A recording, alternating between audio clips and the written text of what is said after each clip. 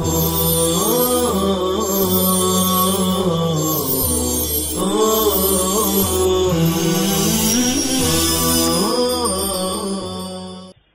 الله الرحمن الرحيم الحمد لله رب العالمين والعاقبة للمتقين والصلاة والسلام على سيد الأنبياء والمرسلين سيدنا وحبيبنا وحبيب رب العالمين محمد وعلى آله وأصحابه ومن هدى بهديه إلى يوم الدين.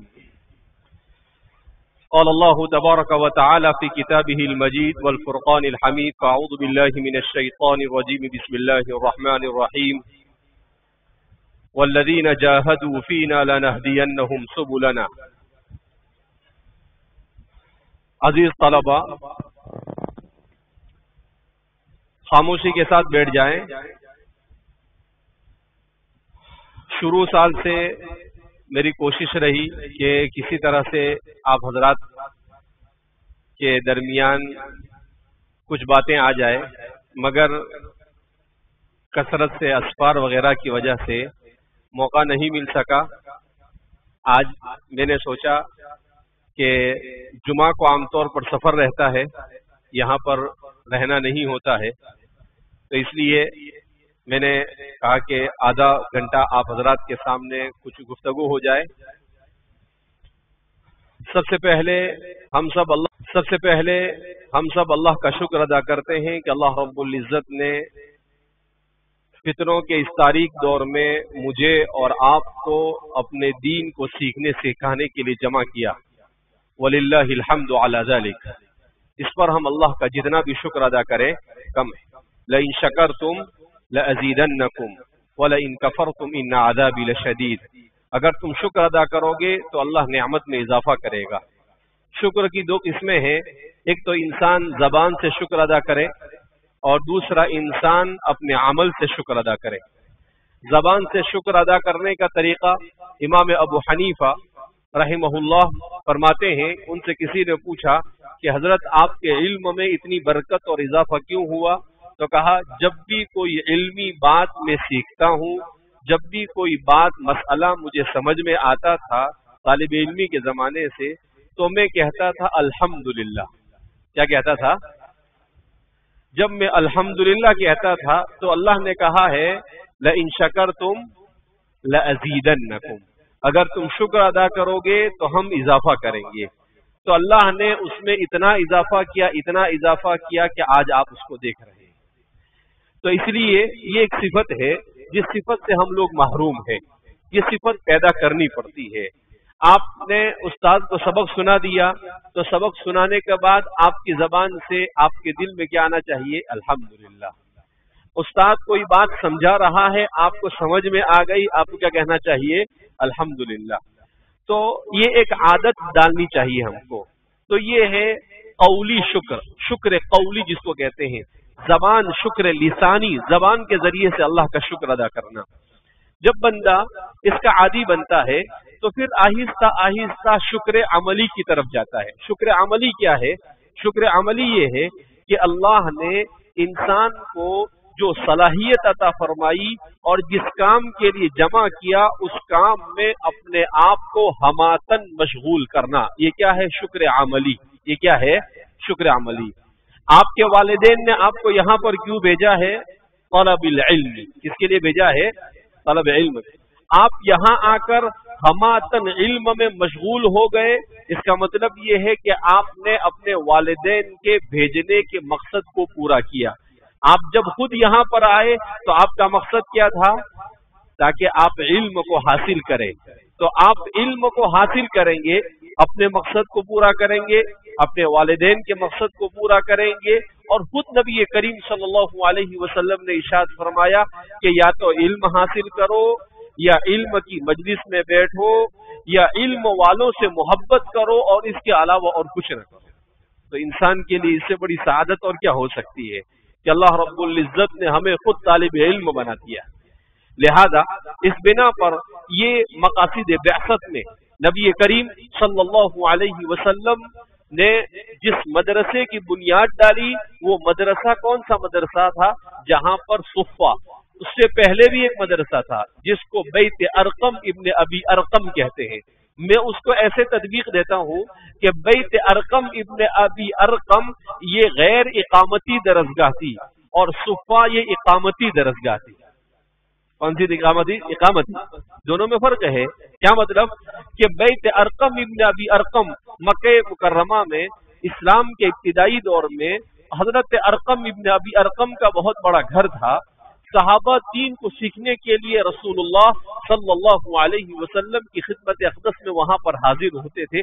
وہاں پر رہائش کا انتظام نہیں تھا, وہاں کھانے پینے کا انتظام نہیں تھا, لاجنگ بورڈنگ نہیں تھی, رہنے کا انتظام نہیں تھا, اس لیے وہ غیر اقامتی درسگاہ.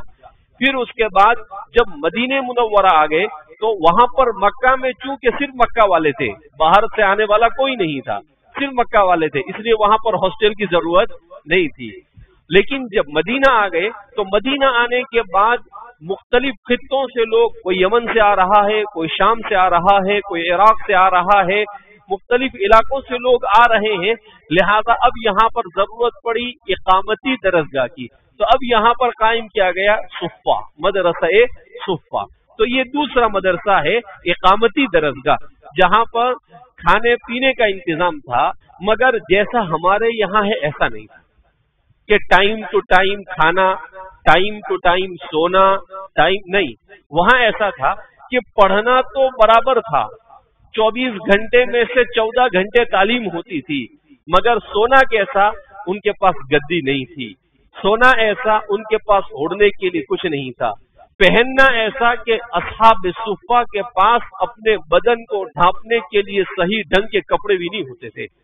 وہ فرماتے ہیں کہ ہم لوگ بڑی مشکل سے ایسے کپڑے پہنتے تھے جس سے ہم یہاں سے لے کر یہاں تک کہ اپنے سطر کو ایک چادر کے ذریعے سے چھپاتے تھے.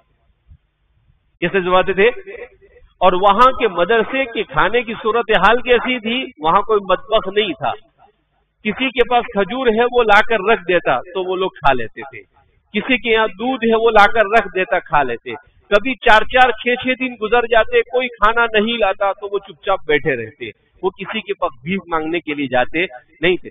سیدنا حضرت ابو ہریرہ رضی اللہ تعالیٰ عنہ مدرسۃ الصفا کے سب سے ممتاز طالب علم, 1 نمبر طالب علم, بالدرجۃ الاولی, ممتاز کے ممتاز طالب علم. وہ فرماتے ہیں کہ کبھی ایسا حال ہوتا تھا میرا کہ 6-6 8-8 10-10 دن تک کھانا نہیں ملتا تھا, جس کی وجہ سے میں بے ہوش ہو کر راستے میں گر جاتا تھا. لوگ آتے تھے اور یہ سمجھتے تھے مجھے مرگی کی بیماری ہے, تو کوئی میری گردن پر پاؤں رکھتا تھا اور کوئی کیا کیا کرتا تھا. لیکن پھر وہ فرماتے ہیں کوئی مجھے مجنون سمجھتا تھا. وہ کہتے ہیں واللہ ما بی مرض ولا جنون انما هو جوع, نہ مجھے کوئی بیماری تھی نہ مجھے مرگی تھی, وہ تو بھوک تھا جو مجھے بے ہوش کر دیتی تھی. کون سی چیز بے ہوش کرتی تھی ان کو؟ بھوک. بھوک سے بے ہوش ہو کے گر جاتے. یہاں تو 3 ٹائم کھانا مل جاتا ہے اور وہاں پر تو 8-8 10-10 دن میں کھانا ملتا نہیں تھا. تو انہوں نے قربانی ایسی دی. اس قربانی کا کیا نتیجہ ملا کہ حضرت ابو ہریرہ کو آج بھی 1440 سال کے بعد کہتے ہیں ابو ہریرہ رضی اللہ عنہ وارضاہ, اللہ ان سے راضی ہو جائے اور وہ اللہ سے راضی ہو جائے. بقدر الكد تكتسب المعالی من طلب العلا سہر الليالي. آپ جتنی بلندی کو چاہتے ہیں اتنا اپنے آپ کو کھپانا پڑے گا. من طلب العلا سہر الليالي, جو بلندی کا خواہاں ہو اسے رات کتابوں کے ساتھ گزارنی پڑے گی, موبائل کے ساتھ نہیں گزارنا ہے. من بات باللیل بالجوال فقد ادخل نفسه فی الاشرار. جس نے اپنی رات کو موبائل کے ساتھ گزارا اس نے اپنے آپ کو شیطان کی صف میں جا کر کھڑا کر دیا. کہاں کھڑا کر دیا؟ شیطان کی صف. کیوں؟ اس لیے کہ موبائل خیر کم سکھاتا ہے, اسمہ اکبر من نفعہ, اس کے نقصانات زیادہ ہے اس کے نفع کے مقابلے میں. لہذا اس بنا پر آپ یہاں علم حاصل کرنے کے لیے آئے. اب آپ میں سے ہر ایک کے پیچھے لگ کر آپ کو بار بار یہ کہنا نماز کے لیے آؤ, پڑھنے کے لیے آؤ, پڑھو نہیں. آپ کے اندر وہ شوق اور ذوق ہونا چاہیے جو ہمارے سلف صالحین میں ہوتا تھا. آپ کی طالب علمی یہ ابو ہریرہ جیسی طالب علمی ہونی چاہیے، آپ کے طالب علمی عبداللہ ابن مسعود جیسی ہونی چاہیے، آپ کے طالب علمی عبداللہ ابن عباس کے جیسی ہونی چاہیے۔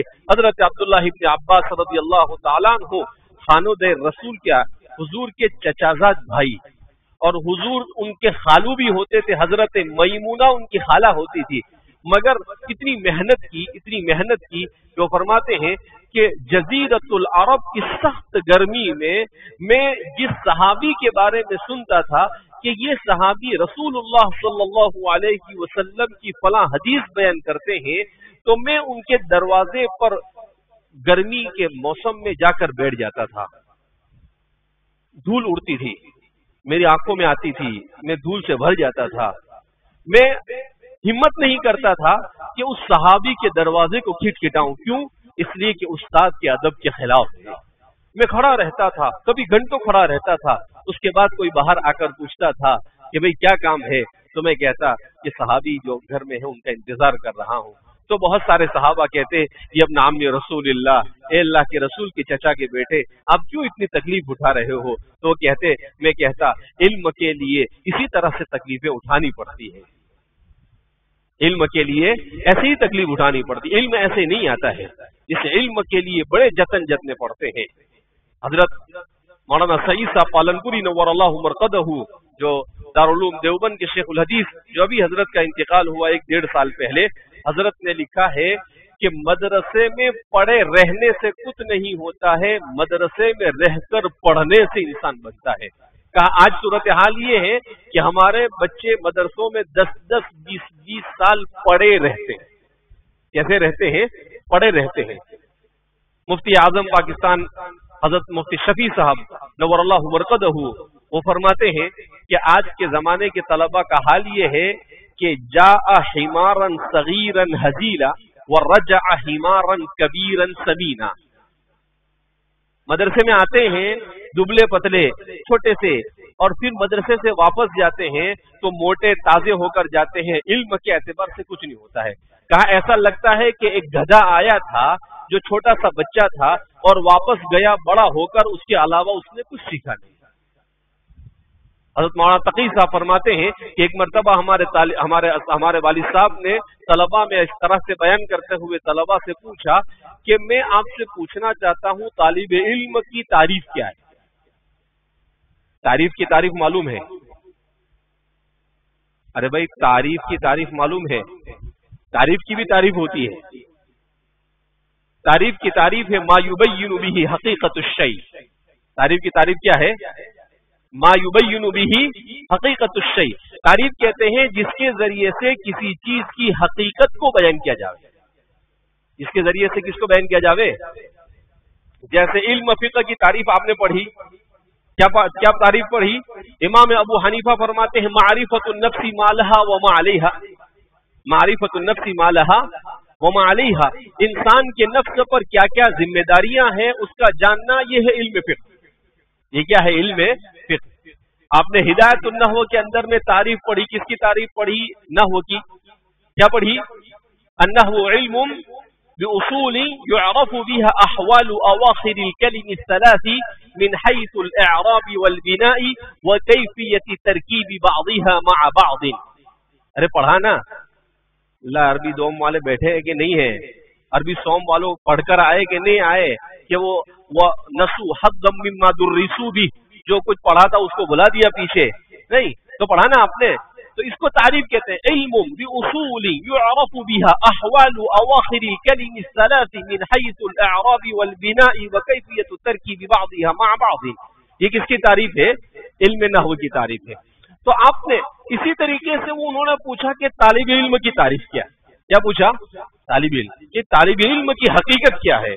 تو حضرت مولانا تقی صاحب فرماتے کہ طلبہ خاموش رہے، تو پھر حضرت نے کہا کہ طالب علم شرعی اسے کہا جاتا ہے جس کو ہر لمحہ اس بات کی فکر ہو کہ میرے علم میں اضافہ ہو، جس کو ہر لمحہ ہر سیکنڈ میں اس بات کی فکر ہو کہ میرے علم میں اضافہ ہو، اور مسلسل اضافہ ہوتا رہے اور اس کے لیے اپنا سب کچھ کھپانے کے لیے تیار ہو، یہ ہے حقیقی طالب علم۔ اور اگر کسی طالب علم کو یہ فکر نہیں ہے تو وہ طالب علم کی صورت میں ہے مگر وہ طالب علم نہیں ہے، وہ طالب علم کی صورت میں مدرسے میں مگر وہ طالب علم نہیں۔ حضرت مولانا حبیب صاحب جو دارالعلوم دیوبند کے ابتدائی دور کے محتمیموں میں سے ہیں، وہ فرماتے ہیں کہ ایک مرتبہ وہ اپنے دفتر میں بیٹھے ہوئے تھے، ایک طالب علم آیا اور وہ طالب علم نے کھانے میں کچھ برابر بنا نہیں ہوگا کھانا، تو اس نے لا کر ان کے سامنے وہ پیالہ پھینک دیا اور کہا کہ ایسا کھانا کھلاتے ہو؟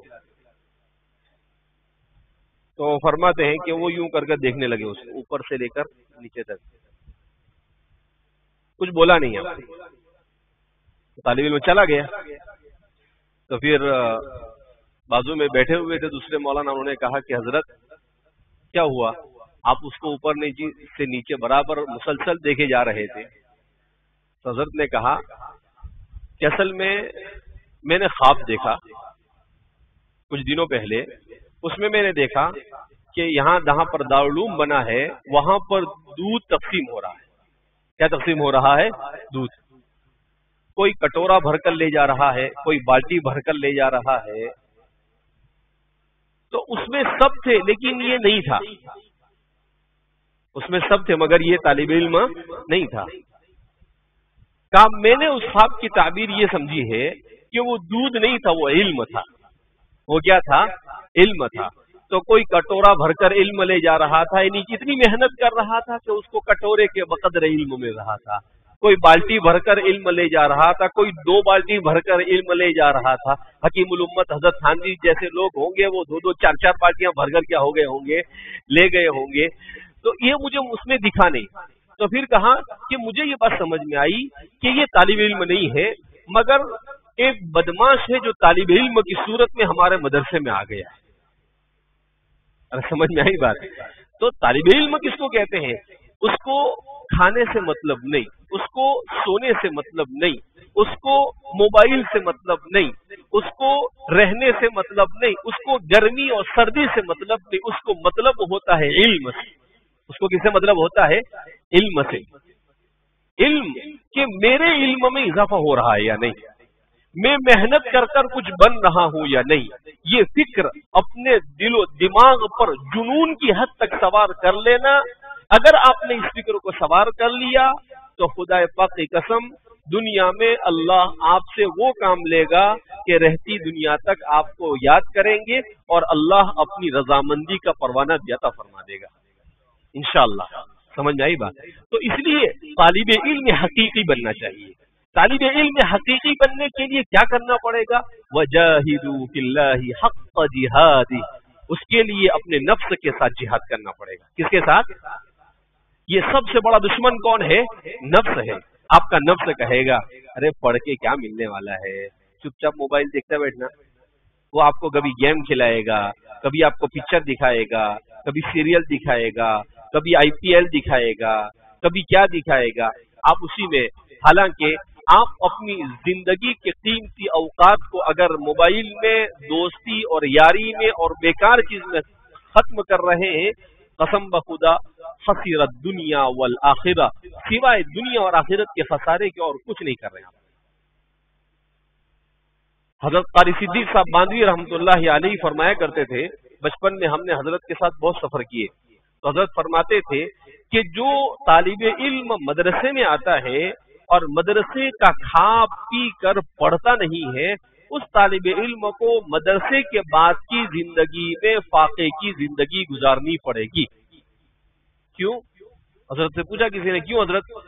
کہا مدرسے میں وہ آتا ہے، مدرسے کی انتظامیہ امت کے پاس سے پیسے لا کر اس کو کھلاتی اور پلاتی ہے۔ کیوں کھلاتی ہے پلاتی ہے؟ تاکہ وہ علم حاصل کرے۔ اب اگر اس نے علم نہیں حاصل کیا اور ایسے ہی کھا پی کر زندگی گزارے، ٹھیک ہے 8 سال 10 سال 12 سال 14 سال وہ گزار دے گا، مگر جب وہ واپس جائے گا تو جزاء سیئۃ سیئۃ مثلھا، کہ برائی کا انجام برا ہوتا ہے۔ تو جتنے سال یہاں پر آپ نے کھایا ہے اتنے سال آپ کو یعنی آپ کو کھانے پینے کی تنگی کا شکار ہونا پڑے گا۔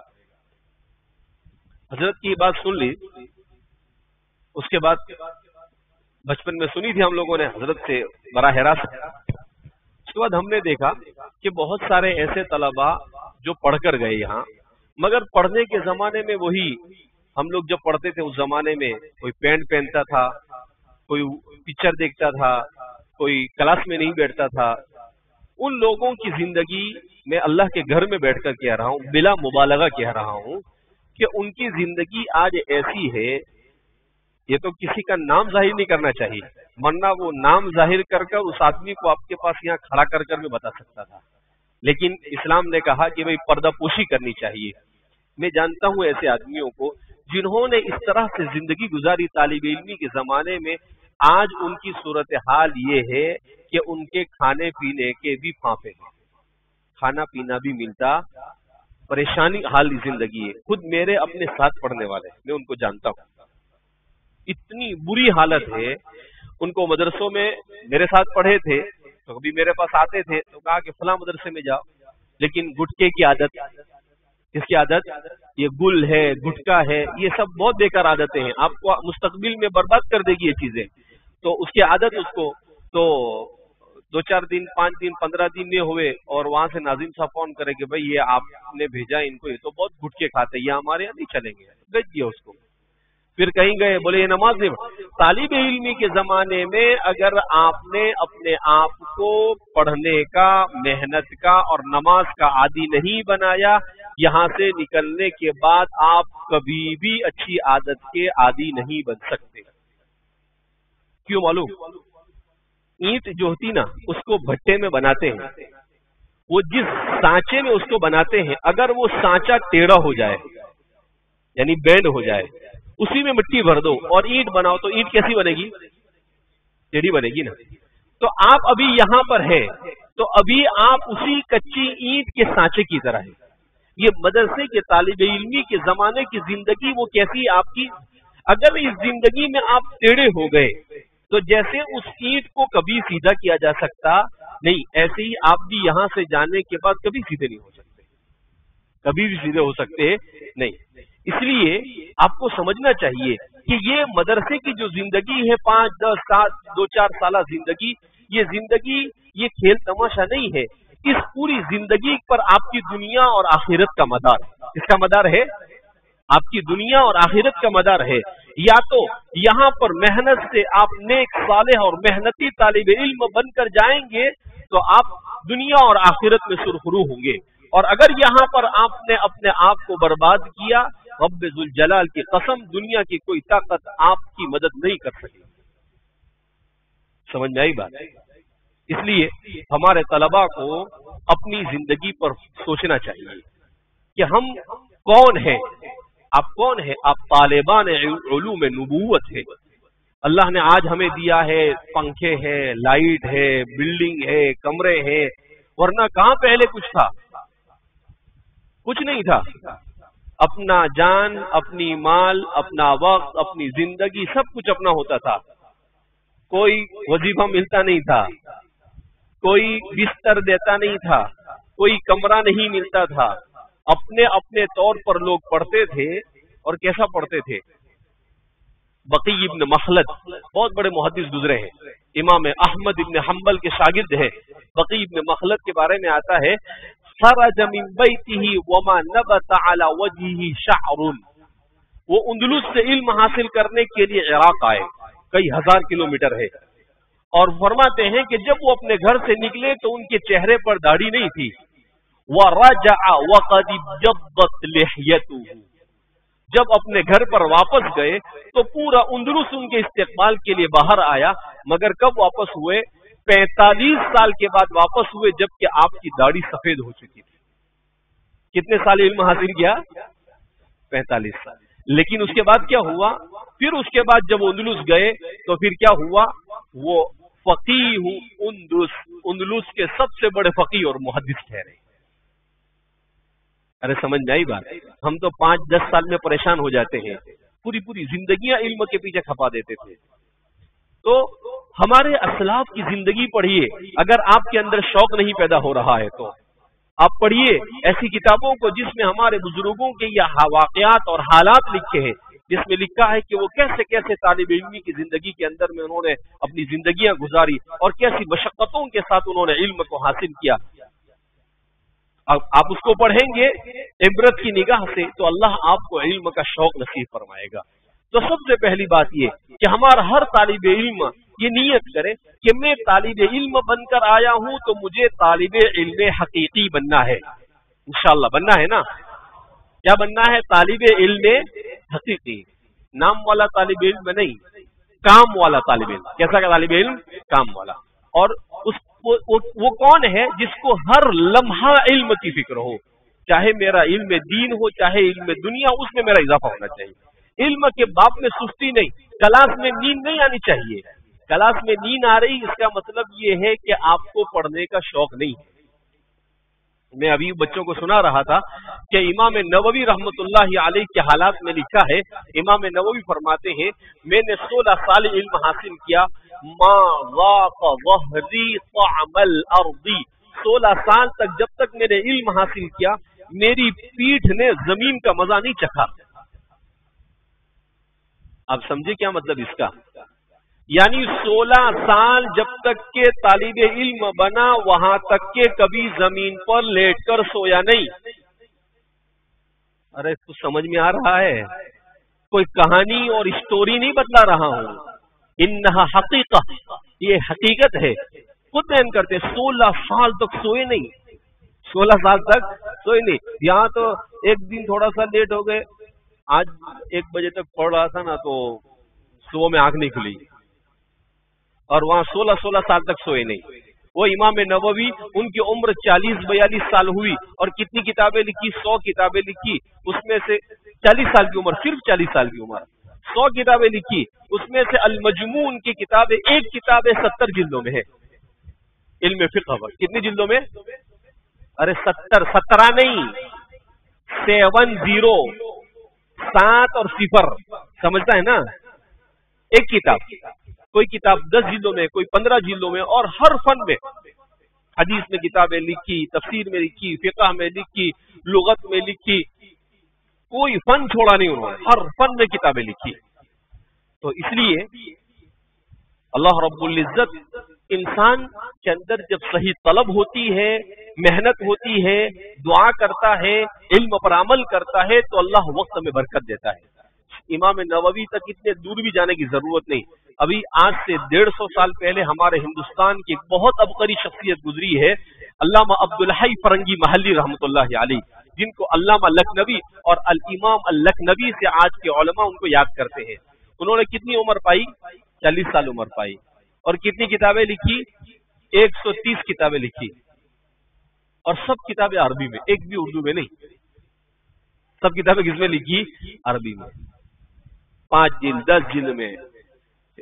ہم کتنی ساری کتابیں ایسی ہیں جس کو ہم پڑھ رہے ہیں، ہمارے ہندوستان میں جو کتابیں چھپتی ہیں اس کے حاشیے ان کے ہیں، شرح وقایہ پر حاشیہ ہے ان کا، اس کے بعد ہدایہ کے اوپر ان کا حاشیہ ہے، انتہائی عظیم۔ لیکن علم کا شوق کیسا کہ ایک دن مطالعہ کر رہے تھے، مطالعہ کرتے کرتے انہوں نے پانی مانگا تو ان کے والد صاحب حضرت مولانا عبدالرحیم صاحب لکھنوی بہت بڑے عالم تھے، انہوں نے کہا کہ اچھا علم میں کمی آ گئی ایسا لگ رہا ہے، مطالعہ کرتے کرتے پانی کیسے یاد آ گیا؟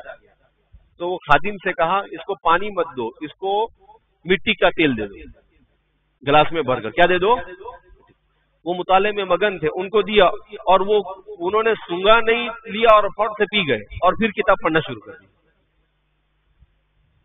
اب وہ ان کو دیکھتے رہے کہ اس پر کچھ ہوتا ہے، یا ان کو کچھ بھی نہیں ہوا، تو پھر وہ کیا کہا؟ الحمدللہ ابھی میرے خاندان میں علم باقی ہے، راکیل پلا دیا ان کو، لیکن اس کا اثر نہیں ہوا، کیونکہ وہ مطالعے میں ایسے مگن تھے کہ ان کو یہی نہیں پتا کہ انہوں نے پانی پیا یا راکیل پیا۔ تو اس کو کہتے ہیں الجنون، الجنون فنون، فن میں مہارت کے لیے مجنون بننا پڑتا ہے۔ کیا بننا پڑتا ہے؟ مجنون بننا پڑتا ہے۔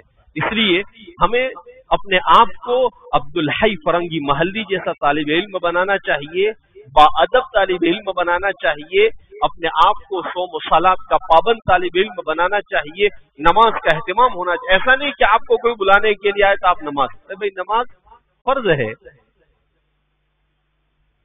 अरबी कुरान ने कहा है ना, इन्ना अस्सलाता कानत अलल मुमिनीन किताबम मौकूता, उसके वक्त में नमाज पढ़ना है, नहीं पढ़ना है, शौक से पढ़ना चाहिए। आप जबरदस्ती पढ़ेंगे तो उस नमाज में मजा नहीं, वो नमाज आपकी जिंदगी में असर नहीं करेगी। लेकिन जिस नमाज को आप शौक से पढ़ेंगे, खुशू और खुजू के साथ पढ़ेंगे, हम तो कैसी नमाज पढ़ते हैं, 2 मिनट में 4 रकात, कनुकरतिल गुराब, कौवे के चोंच मारने की तरह, खाली खाना पूरी के तौर पर नहीं, नमाज इत्मीनान के साथ पढ़िए। हजरत साहबा फरमाते हैं, हुजूर नमाज पढ़ना शुरू करते हैं, हजरत हुज़ैफा बिन यमान फरमाते हैं कि एक मरतबा अल्लाह के रसूल सल्लल्लाहु अलैहि वसल्लम ने नमाज शुरू की, मैं जाकर नमाज में आपके पीछे खड़ा हो गया रात में, हुजूर ने सूरह बकरा पढ़ रहे थे, मैंने सोचा सूरह बकरा पढ़कर रुकू करेंगे, सूरह बकरा खत्म हो गई, आपने सूरह बकरा के बाद सूरह आले इमरान शुरू कर दी, फिर सूरह आले इमरान भी खत्म कर दी, तो मैंने सोचा अभी रुकू करेंगे, सूरह निसा शुरू कर दी। तो फरमाते हैं, मैं दिल में बुरा इरादा करने लगा, मैं सोचने लगा कि ऐसा लगता है नमाज तोड़ के भागना पड़ेगा। फिर जब सूरह निसा खत्म हुई तो आपने रुकू किया, कहा इतना लंबा रुकू किया, जितनी देर आप खड़े रहे उतना लंबा रुकू किया आपने।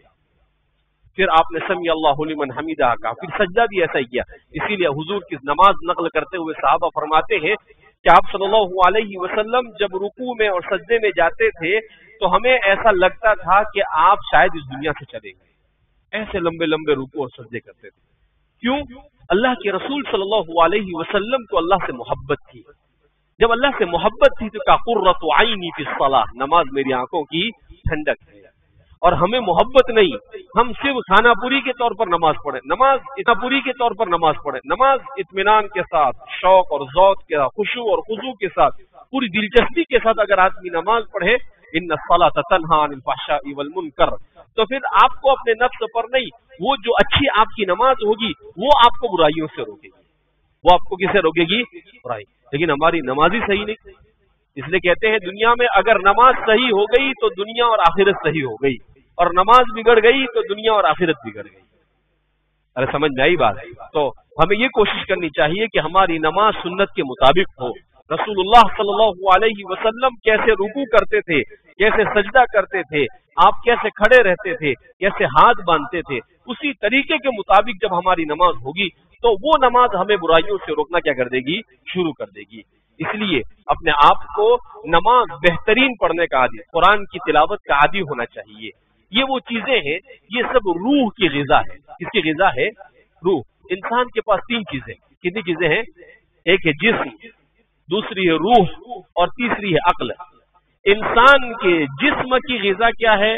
दाल चावल, यानी जो खाना खाता है वो कड़ी, खिचड़ी, दाल, चावल, गोश्त, कैरी का रस, ये सब क्या है? इंसान के जिस्म की ग़िज़ा है। किसकी ग़िज़ा है?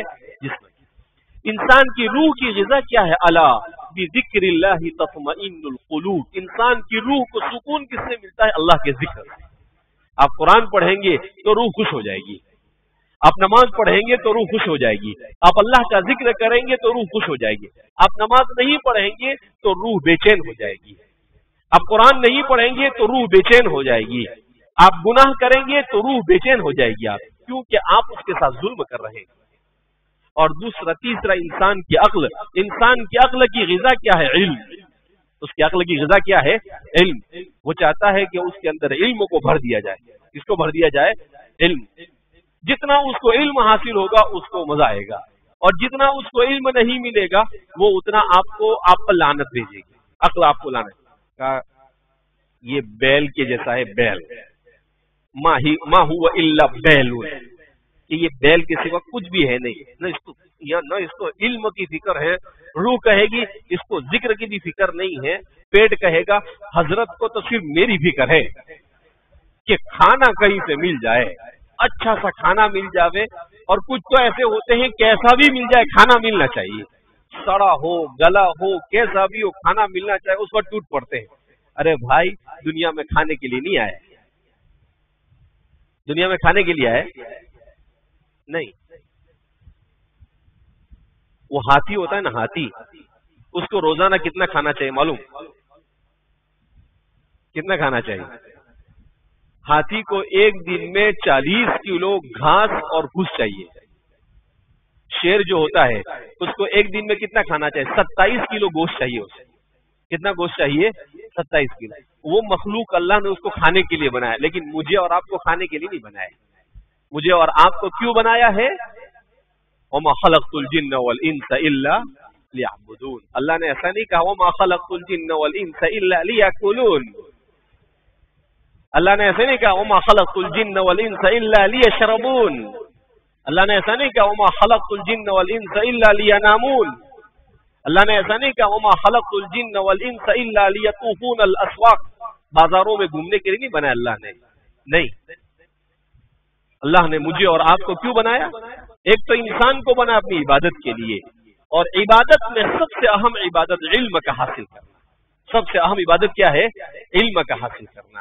اس لیے میرے عزیز طلباء، آپ جامعہ میں آئے، اہلاً وسہلاً ومرحبا بکم من اعمق اعماق قلوبنا. ہم آپ کا استقبال کرتے ہیں، مگر آپ یہاں آئے تو آپ پڑھیے. آپ کیا کریے؟ پڑھیے. یہ موبائل نہیں ہونا چاہیے آپ کا پاس. اب ہم آپ کے پاس سے لے کر اس کو توڑ دیں، دیکھو ہمارے پاس آئے گا تو وہ ٹوٹنے والا ہے، 200% ٹوٹنے والا ہے. لیکن اب ہر ایک کو ہم نہیں پکڑ سکتے ہیں. لیکن آپ کو یہ سوچنا چاہیے واللہ معکم اینما کنتم لو انتم فی الغرفہ واللہ معکم لو انتم فی الفراش واللہ معکم.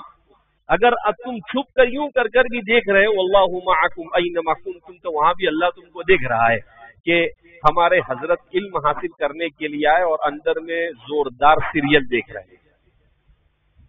اللہ سے کوئی چیز مخفی نہیں. لا يخفى على الله شيء. زمین اور آسمان کی کوئی چیز اس پر مخفی نہیں. يعلم السر واخفى. جو کچھ چھپاتے ہو اسے بھی جانتا ہے، اور جو کچھ چھپا ہوا ہے اسے بھی جانتا ہے. اللہ کو سب معلوم. جب ہمیں معلوم ہے کہ اللہ کو سب معلوم ہے، اس کے بعد بھی اگر یہ حرکت کرے تو ہم سے بڑا کوئی بیوقوف نہیں. لہذا آپ علم حاصل کرنے کے لیے آئے ہیں تو ہم آپ سے مؤدبانہ درخواست کرتے ہیں کہ آپ علم حاصل کرنے کے لیے آئے تو آپ علم حاصل کیجئے. آپ اپنے وقت کو برباد مت کیجئے. آپ اپنے پورے وقت کو علم کے پیچھے کھپا دیجئے. ہم کوشش کرتے ہیں اچھے سے اچھا کھلانے اور پلانے کی. آپ کو 19-20 تو ہو سکتا ہے اتنے بڑے نظام کے اندر میں، لیکن کوشش ضرور ہماری رہتی ہے کہ آپ کو اچھا کھلایا جائے. آپ روزانہ صرف دوپہر میں جامعہ میں کتنے چاول بنتے معلوم آپ کو؟ 1700 کلو چاول بنتے. کتنے؟ 1700 کلو. 1700 کلو. اور آپ روٹی کھاتے ہیں، روزانہ کتنی روٹی ہوتی ہے معلوم؟ 1500 کلو گیہوں کے آٹے کی روٹی ہوتی ہے. آپ کو جب گوشت کھلانا ہوتا ہے تو کتنا گوشت لگتا ہے معلوم؟ 800 کلو گوشت لگتا ہے. کتنا کلو گوشت لگتا ہے؟ آپ کو کھلانے کے لیے ایک دن کا خرچہ کتنا ہوتا ہے معلوم؟ ایک دن کا آپ کو کھلانے کے لیے 6 لاکھ روپے خرچہ ہوتا ہے. کتنے روپے خرچہ ہوتا ہے؟ 6 لاکھ. ایک مہینے کا کتنا خرچہ ہوا؟ 1 کروڑ 80 لاکھ روپے. ایک مہینے میں کتنے روپے کا کھانا کھاتے ہو آپ؟ 1 کروڑ 80 لاکھ روپے کا کھانا آپ لوگ کھاتے ہو. آپ ایسا سمجھ رہے ہیں یہ تو چل رہا ہے، کیا فرق پڑتا ہے، آتا ہے جاتا ہے ہو جاتا ہے. 1 کروڑ 80 لاکھ کا آپ کھانا کھاتے ہو. اساتذہ کو جو تنخواہ ہوتی ہے وہ تقریباً ایک مہینے کی صرف جامعہ کے اساتذہ کی تنخواہ 70 سے 80 لاکھ روپے ہوتی ہے. کتنی؟ پھر آپ لائٹ ہے، یہ ہے، وہ ہے، ان سب کو ملاؤ تو اس کے پیچھے خرچہ ہوتا ہے. یعنی جامعہ کا ایک دن کا خرچہ تقریباً 20 سے 25 لاکھ روپے ہوتا ہے. کتنا؟ 20 سے 25 لاکھ روپے ایک دن کا خرچہ ہے. اب آپ سوچ سکتے ہیں کہ سال کا کتنا خرچہ ہوتا ہوگا. اب اتنا بڑا خرچہ آپ کے پیچھے کیا جا رہا ہے. کیوں کیا جا رہا ہے؟ تاکہ آپ علم حاصل کریں. کیوں کیا جا رہا ہے؟ تاکہ آپ علم حاصل. اس لیے نہیں خرچہ کیا جا رہا ہے کہ آپ موبائل دیکھتے بیٹھے. اس لیے نہیں خرچہ کیا جا رہا ہے کہ آپ ایسے ہی اپنے وقت کو کیا کر دے، ضائع کر دے. نہیں، یہ ایک ایک روپے کا اللہ کے یہاں حساب دینا پڑے گا. آپ کو بھی دینا پڑے گا اور ہم کو بھی دینا پڑے گا. ایک ایک روپے کا حساب دینا پڑے گا. آپ اس لیے آپ اس کو سوچ کر سمجھ، کیونکہ اللہ کے رسول فرماتے ہیں لا تزول قدم عبد حتى يسأل عن 4. اللہ کے سامنے ایک ایک کو حاضر ہونا ہے اور اس سے 4 سوال ہوں گے. سب سے پہلا ان علمہ، اس نے علم کیسے حاصل کیا اور پھر اس علم پر کتنا عمل کیا. دوسرا ان عمرہ فیما افنا، اپنی زندگی کو کہاں پر گزارا، ایک ایک منٹ کا حساب دینا پڑے گا. حدیث میں وعن شبابہ فیما ابلا، اور اپنی جوانی کو کہاں پر کھپایا. یہ جوانی کے بارے میں خاص سوال ہوگا. آپ اور ہم سب جوانی کی زندگی سے گزار، یعنی پوری زندگی کا الگ سوال اور جوانی کا الگ سوال. وعن مالہ من این اکتسب وفیما انفق، اور مال کے بارے میں کہ حلال طریقے سے کمایا اور حلال طریقے میں ڈالا، یہ حرام طریقے سے کما کر حرام طریقے کے اندر میں ڈالا. کہا یہ جب 4 سوال کے جواب دے گا تو پھر جنت کا راستہ حل ہوگا، ورنہ وہیں سے جہنم میں پارسل کر دیا جائے گا. سمجھ آئی بات؟ تو ایک ایک منٹ کا حساب دینا ہے اللہ کو. اتنا آسان نہیں ہے. انسان ایسا سمجھتا ہے کچھ نہیں ہونے والا ہے. ایحسب الانسان ان یترک سودا، اللہ فرماتے کہ انسان ایسا سمجھتا ہے کہ ہم اس کو ایسے ہی چھوڑ دیں گے. دماغ سے نکال دینا، ایک ایک منٹ کا حساب لینے والے ہیں. اتنی بڑی دنیا تمہارے لیے ایسے ہی نہیں بنائی ہے ہم نے. کھانا پینا، آکسیجن، ہوا، لائٹ، پنکھا، یہ سب ایسے ہی تم کو نہیں دے دیا ہے. آؤ تو صحیح ہمارے پاس یوم الحساب کے دن جب پتا چلے گا کہ ایسے ہی بنا تھا کہ اس کا حساب دینا پڑے گا. تو ہم مسلمان ہیں، ہمارا یقین ہونا چاہیے کہ بھائی اللہ کو ایک ایک چیز کا حساب دینا ہے. لہذا اس بنا پر اپنے آپ کو بہترین انسان بناؤ. مفکر اسلام حضرت مولانا علی ندوی نور اللہ مرقدہ فرماتے تھے یہ مدرسے انسانوں کو انسان بنانے کی فیکٹریاں ہیں. یہاں پر انسان کو انسان بنایا جاتا ہے. تو کسی نے پوچھا کہ حضرت کیا انسان انسان نہیں ہوتا ہے؟ کہا سب سے مشکل کام انسان کا انسان بننا ہے. سمجھ گئی بات؟ ہر انسان انسان نہیں ہوتا ہے. انسان کو انسان بننے کے لیے محنت کرنی پڑتی ہے، اپنے نفس کا پر مجاہدہ کرنا پڑتا ہے، اپنے علم کے لیے محنت کرنی پڑتی ہے، اپنی عبادت کے لیے محنت کرنی پڑتی ہے. جب ساری محنتیں کرتا ہے تب جا کر اللہ رب العزت العلم لا يعطيك بعضه حتى تعطيه كلك، اب علم اپنا بعد آپ کو نہیں دے گا جب تک کہ آپ اپنے آپ کو پورا اس کے لیے کھپانا. سمجھ آئی بات؟ کچھ کتابیں ہیں ہمارے طلباء کو پڑھنی چاہیے. ایک کتاب ہے علامہ زرنوجی رحمۃ اللہ علیہ کی، صاحب ہدایہ کے استاد ہے، تعلیم المتعلم، اس کا اردو میں بھی ترجمہ ہوا ہے. میں اثر کے بعد اس کی تعلیم کروا دوں گا. بڑی شاندار کتاب جس میں لکھا ہے علم کے آداب کیا ہوتے ہیں، علم کیسے حاصل کیا جاتا ہے، اس علم کے لیے کس طرح سے محنت کی جاتی ہے. یہ سارے جو اشعار آپ عام طور پر سنتے ہیں، من طلب العلا سہر اللیالی، وہ سب اسی کے اندر میں مذکور ہے. لیس المجد تمرا انت آکلہ انما المجد من یتعلق الصبر، کہ کہا کہ بزرگی کوئی کھجور نہیں ہے کہ کھا لیا اور بزرگ بن جائے گا. کہا بزرگ بننے کے لیے اور عزت حاصل کرنے کے لیے صبر سے زندگی گزارنی پڑے گی، جب جا کر بزرگی کیا ہوتی ہے، حاصل ہوتی ہے. تو اسی طریقے سے صفحات من صبر العلماء على شدائد العلم وتحصیلی، شیخ عبد الفتاح ابو غدہ کی کتاب ہے. انہوں نے کہا کہ میں نے دیکھا مدرسوں میں طلبہ علم حاصل کرنے میں سستی کر رہے ہیں، تو انہوں نے اپنے بزرگوں کے واقعات کو اس میں جمع کیا. بڑی دلچسپ حیرت انگیز کتاب.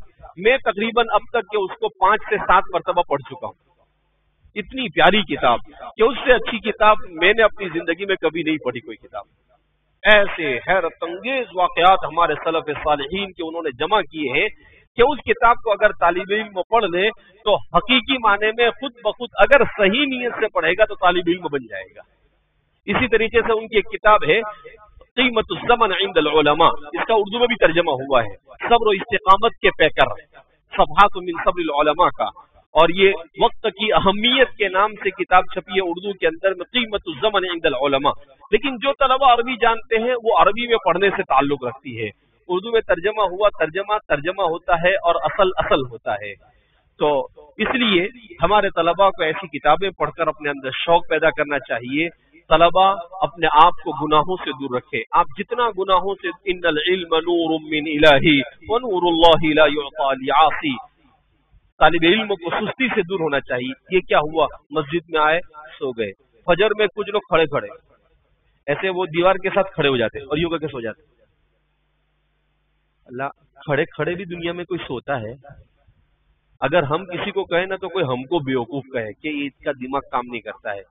ہمارے فقہا بھی نام بولتے ہیں اذا نام الانسان استرخت مفاصلہ، جب انسان سو جاتا ہے تو اس کے مفاصل ڈھیلے پڑ جاتے ہیں، مگر یہ قوم ایسا سوتی ہے کہ سوتے سوتے بھی مفاصل صحیح رہتے ہیں اس کے۔ کچھ لوگ سجدے میں سوتے ہیں، حضرت پہلے سجدے میں جو سوئے تو سلام پھیرنے کے بعد کہتا ہے حضرت افطاری کا وقت ہو گیا، بازو والا اٹھاتا ہے، ارے بھائی نماز میں جب آدمی کھڑا تو پورے حساس اور بشاس ہو کر کھڑا۔ حضرت علی رضی اللہ تعالیٰ عنہ جب نماز کے لیے کھڑے ہوتے تھے تو ان کے چہرے کا رنگ بدل جاتا تھا۔ تو کسی نے پوچھا کیوں؟ کہا کہ میں رب ذوالجلال کے سامنے کھڑا ہوتا ہوں تو مجھے ایسا لگتا ہے کہ اللہ مجھے دیکھ رہا ہے، تو مجھ پر اللہ کا خوف اور اس کی خشیت طاری ہو جاتی ہے۔ اور یہاں کچھ پڑھی نہیں، ایسے آگے کھڑے ہو گئے۔ ارے بھائی اللہ کے سامنے کھڑا ہے، کہیں اور تھوڑی کھڑا ہے، ذرا اچھے سے کھڑا ہے آدمی، ادب اور احترام کے ساتھ کس طرح سے سنت کے مطابق کھڑا رہنا اس کو سیکھے، اور اس طرح سے نماز کے اندر میں تو انسان کی زندگی میں محنت ہوگی۔ ادب بہت ضروری ہے، الدین والادب کلو۔ آج ہمارے طلباء کے اندر ادب نہیں رہا، کتاب کا ادب، قلم کا ادب، درسگاہ کا ادب، ٹیپائی کا ادب، استاد کا ادب، یہ بہت ضروری ہے۔ آپ علم اگر کم ہوگا، ادب زیادہ ہوگا تو آپ دنیا اور آخرت میں کامیاب ہوں گے، اور اگر علم زیادہ ہوگا اور ادب نہیں ہوگا تو دنیا اور آخرت میں کہیں کامیاب نہیں ہو سکتے۔ تو ادب بہت ضروری ہے۔ جن لوگوں کے اندر بے ادبی تھی، حضرت مولانا علی میاں ندوی رحمۃ اللہ علیہ کے کتابوں میں نے ایک واقعہ پڑھا تھا، حضرت نے لکھا کہ ہمارے طالب علم کے زمانے میں ایک طالب علم تھا بڑا ذہین، اتنا ذہین کہ ایسا کہتے تھے کہ شاید اس سے بڑا ادیب اپنے زمانے میں کوئی ہوگا نہیں، لیکن کہتے ہیں کہ ہمارے استاد حضرت مولانا سید سلیمان ندوی رحمۃ اللہ علیہ کو اس نے ستایا، اسٹرائک کے زمانے میں، وہاں کسی زمانے میں اسٹرائک ہوا تو حضرت کو بہت ستایا۔ اس کے بعد تو فرماتے ہیں کہ جب فارغ ہو گئے تو ایک دو سال کے بعد میں اس کو ڈھونڈنے لگا کہ وہ کہاں ہے، تو کسی نے بتایا کہ وہ گھر پر بیمار ہے۔ کہا جب میں اس کی عیادت کے لیے پہنچا تو میں نے دیکھا کہ وہ بیمار ہے، اس کے دماغ کی عقل معوف ہو چکی ہے، اور اس کو گھر میں رسیوں سے باندھا ہوا ہے، رسیوں سے باندھ رکھا ہے۔ حضرت فرماتے ہیں مولانا علی میاں، میں نے جیسے ہی اس طالب علم کو دیکھا مجھے فوراً یاد آیا کہ ہو نہ ہو حضرت سید سلیمان ندوی استاد کی بددعا لگی ہے اس کو۔ تو فرماتے ہیں میں وہاں سے نکلا اور نکل کر فوراً اپنے استاد زندہ تھے ان کے پاس گیا اور جا کر کہا کہ حضرت میں آپ سے معافی چاہتا ہوں، آپ اس کو معاف کر دو۔ تو کہتے ہیں کہ حضرت رونے لگے اور کہا میں نے اس کو کوئی بددعا نہیں دی، لیکن اس کی اس حرکت سے مجھے تکلیف ضرور ہوئی۔ تو حضرت فرماتے میں نے کہا حضرت آپ کی اس تکلیف نے اس کا یہ حال کیا ہے، اگر آپ نے بددعا دی ہوتی تو اس کا کیا حال ہوتا؟ صرف تکلیف پہنچی آپ کو، تو استاد کو تکلیف پہنچانے سے اس کا یہ حال ہوا ہے۔ حضرت نے کہا کہ ٹھیک ہے بھائی ہم نے تو معاف کر دیا اس کو۔ وہ فرماتے ہیں کہ میں آیا اور جب دوسرے دن پتا چلا کہ وہ اچھا تو ہو گیا لیکن تیسرے دن اس کا انتقال ہو گیا۔ یہ بے ادبی بڑی خطرناک چیز ہے، وہ لگتا ہے ایسا ہے، نہ اللہ کی بے ادبی ہونی چاہیے، نہ اللہ کے رسول کی بے ادبی ہونی چاہیے، نہ استاد کی، نہ کتاب کی، بے ادبی سے انسان کو بچنا چاہیے، بڑی خطرناک چیز ہے۔ انسان کو باادب، جتنے باادب ہوں گے آپ اتنا اللہ آپ کو ترقی دے گا، اس لیے باادب انسان بننے کی کیا کرے، کوشش کرے، اور صاف صفائی اور ستھرائی کے ساتھ رہنے کی کوشش کرے، اور یکسوئی کے ساتھ علم حاصل کرے۔ اس کے علاوہ کوئی آپ کے کمرے میں ہے، ہر کمرے میں 2-3 طالب علم ایسا ہونے چاہیے، وَلْتَكُن مِّنكُمْ أُمَّةٌ يَدْعُونَ إِلَى الْخَيْرِ يَأْمُرُونَ بِالْمَعْرُوفِ وَيَنْهَوْنَ عَنِ الْمُنكَرِ۔ 2-3 آدمی ذمہ دار ہونے چاہیے، ان کا کام کیا ہے کہ ہمارے کمرے میں کوئی موبائل استعمال نہیں کرے گا، رات میں 11:30-12 بجے سب سو جائیں گے، جس کو پڑھنا ہے کلاس میں مسجد میں جا کر پڑھے گا، کلاس میں جو بھی ہوگا سو جائے گا۔ تو آپ کو خود اپنی فکر، آپ طالب علمی کے زمانے سے جب اپنے آپ کو ایسا بنائیں گے تو آپ ایسا نہ سوچے کہ ساتھی بولیں گے کہ بہت ماں بنتی ہے، اس کو بولنے دو، ایسے ہی بولتے ہیں، ہم کو معلوم ہے طلبہ کیسے ہوتے ہیں، ویسے ہی بولتے ہیں۔ آپ کو بولنے کا میں ماں نے تیرا باپ بول، کیا بولنے کا تیرے کو، تو سیدھا سیدھا موبائل لگ دے، نہیں تو کل میرے اور تیرے باپ کے پاس لے جاؤں گا تیرے کو، کیا بولنے کا اس کو، موبائل نہیں، میں کیا کروں گا کل تیرا اور میرا سب کا جو باپ ہے نا ادھر لے جاؤں گا، تو سمجھ میں آ جائے گا کون ماں ہے نا کون باپ ہے۔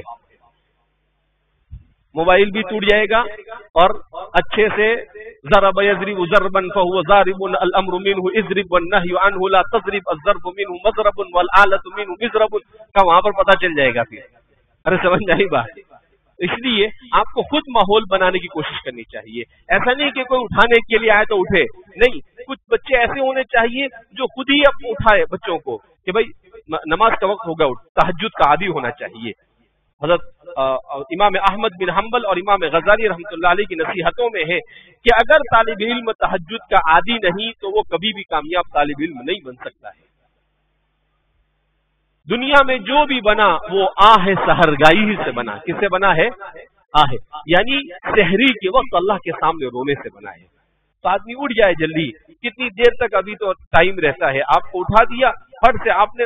آدمی جب بستر سے اٹھے تو فوراً کہ الحمدللہ الذی احیانا بعدما اماتنا والیہ النشور، الحمدللہ الذی اطعمنا وسقانا وجعل. فوراً دعا پڑھے، اور دعا پڑھ کر جیسے ہی بستر سے کھڑا ہو تو اپنی سستی کو وہیں پر جھٹک دے اور اپنا ذہن بنا لے سو لیا بس ہو گیا نا، چل کام کر آ گیا تو سستی ختم. لیکن آپ سوئے اٹھے،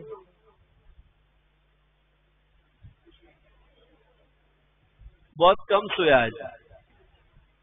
تو اب کیا ہے، جائیں گے ادھر دفتر قادیانی میں ایسے کھڑے کھڑے، پھر اس کے بعد وہاں ٹوائلٹ میں جا کے وہاں بھی سو جائیں گے. بہت سارے وہاں اندر ہی سو جاتے ہیں. یہ باہر سے ٹھوکتے او نکال کیا کر رہا ہے اندر میں، تو وہ لا بھائی یہ کوئی سونے کی جگہ ہے؟ یہ سب انسان کے ذہن پر ہے کہ آپ نے سوچا کہ میری نیند نہیں پوری ہو تو نہیں پوری ہوگی، تو 10 گھنٹے بھی سوئیں گے تو پوری نہیں ہوگی. لیکن آپ نے سوچا کہ نیند ختم ہو گئی بات، آپ حساس بشاس ہو گئی، ختم ہو گئی بات. اب آپ سوتے سوتے وہاں جائیں گے، پھر وہاں دفتر قادیانی میں سوئیں گے، پھر وہاں سے نکل وضو خانے میں چکا کے بیٹھے. وہ آئے گا بولے گا حضرت آئے، حضرت آئے، ایسا زبردستی وضو کرے گا، پھر مسجد میں آئے گا اور مسجد میں آ کے کونا پکڑ کے وہاں بھی کیا ہو جائے گا، سو جائے گا. ایسے لوگوں کو کیا بولنا چاہیے؟ امام القسالى والمغفلین. کیا بولنے کا؟ ان کا کیا لقب دے دینے کا؟ امام القسالى یعنی سستڑوں اور غافلوں کے امام. سستڑوں اور غافلوں کے، ایسے کو 2-4 بار دیکھ لیں تو اس کا نام رکھ دینے کا امام القسالى والمغفلین. 2-4 بات بولیں گے تو خود بخود اس کی سستی بھی کیا ہو جائے گی، اٹھ جائے گی. وہ بولے گا تو بہت اونچا لقب مل رہا ہے. ارے سمجھ میں آئی بات؟ تو اس لیے آپ سستی نہیں. ابھی بیان میں بھی، کلاس میں بھی، کوئی جگہ آدمی بالکل چست ہونا. حضرت تھانوی رحمۃ اللہ علیہ سے ایک مرتبہ ایک طالب علم نے پوچھا حضرت بہت سستی آتی، سستی کا علاج؟ حضرت نے عجیب جواب دیا، کہا سستی کا علاج چستی. اس نے کیا سوچا حضرت کچھ نسخہ دیں گے، کوئی وظیفہ دیں گے. تو حضرت نے کہا اللہ بھائی سستی چستی سے آئے گی، یعنی اپنی سستی کو اڑا دے کر چست بن جاؤ تو آپ کے اندر کیا ہو جائے گی، سستی ختم ہو کر چستی آپ کے اندر آ جائے گی. تو سستی کا علاج کیا ہے؟ چستی. ارے بھائی سستی کا علاج کیا ہے؟ چستی. سمجھ میں آئی بات؟ تو اس لیے آپ حضرات ایک جوش اور جذبے کے ساتھ علم حاصل کیجیے، علم دین بھی حاصل کیجیے، علم دنیا بھی حاصل کیجیے.